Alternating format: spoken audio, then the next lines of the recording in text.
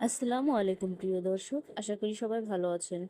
দর্শক, বাচ্চাদের অল্প খাবারে বেশি পুষ্টি দিতে এবং সারাদিনের ক্যালোরি চাহিদা পূরণ করতে এই খাবারটি দারুণ কাজ করবে।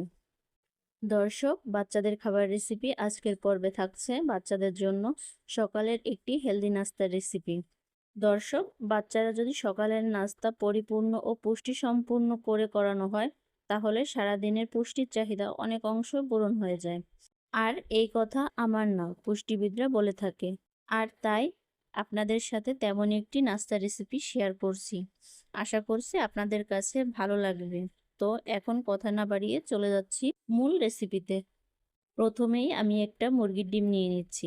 এই রেসিপিটা আপনারা ৮ মাস থেকে ৫ বছর বয়সী বাচ্চাদের খাওয়াতে পারবেন। তাই ৮ মাস থেকে ১০ মাসের বাচ্চার জন্য আপনারা এখানে শুধু ডিমের কুসুমটি নিয়ে নেবেন। আর ১০ মাস থেকে ৫ বছর বয়সী বাচ্চাদের জন্য এখানে পুরো একটা ডিম নিয়ে নেবেন।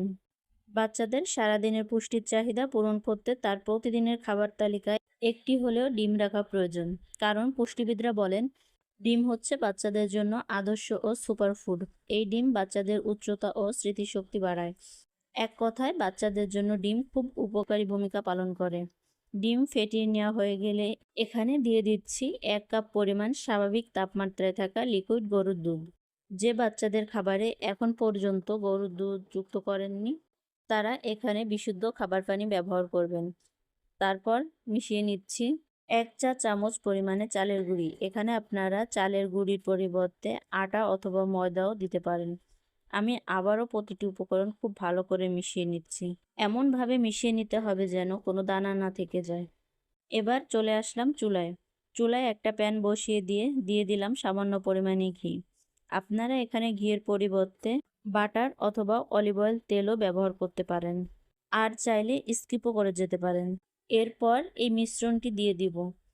দেওয়ার আগে প্রতিটি উপকরণ ভালো করে নেড়েচেড়ে মিশিয়ে প্যানের মধ্যে দিয়ে দিব। দর্শক, আপনারা আপনার বাচ্চার চাহিদা অনুযায়ী সব উপকরণ নিয়ে নেবেন। তারপর চুলার আঁচ মিডিয়ামে রেখে এগুলো ঘন ঘন নেড়েচেড়ে রান্না করে নেব। আর অবশ্যই একটু ঘন ঘন নেড়ে নিব, তা না হলে কিন্তু চালের গুঁড়ি ও ডিমের মিশ্রণটি দলা পেকে যাবে। তারপর যখন এমন ঘনত্বে চলে আসবে, মানে একদম ঘনও না আবার একদম পাতলাও না, মিডিয়াম অবস্থায় যখন চলে আসবে, তখন এটা ভালোভাবে সিদ্ধ হয়ে যাবে। এ পর্যায়ে আবারও একটি পুষ্টিকর উপকরণ অ্যাড করব। আমি এখানে নিয়ে নিয়েছি একটি কলা। আপনার বাচ্চা যতটুকু খেতে পারবে ঠিক সেই পরিমাণে আপনারা নিয়ে নেবেন। আর নিয়ে নিচ্ছি ২টা খেজুর।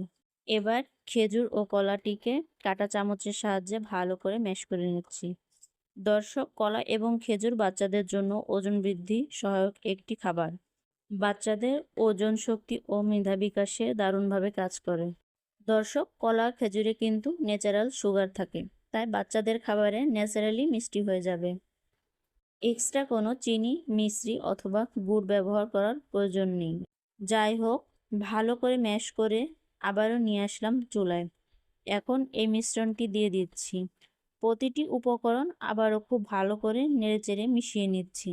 আর এই অবস্থায় কিন্তু আমি চুলার জালটা অফ করে দিয়েছি। এবার ভালো করে নেড়েচেড়ে মিশিয়ে নিচ্ছি। এ পর্যায়ে আপনারা আপনার বাচ্চাকে যে পরিমাণ লিকুইড খাওয়াতে চান, সেভাবে চুলা থেকে নামিয়ে নেবেন।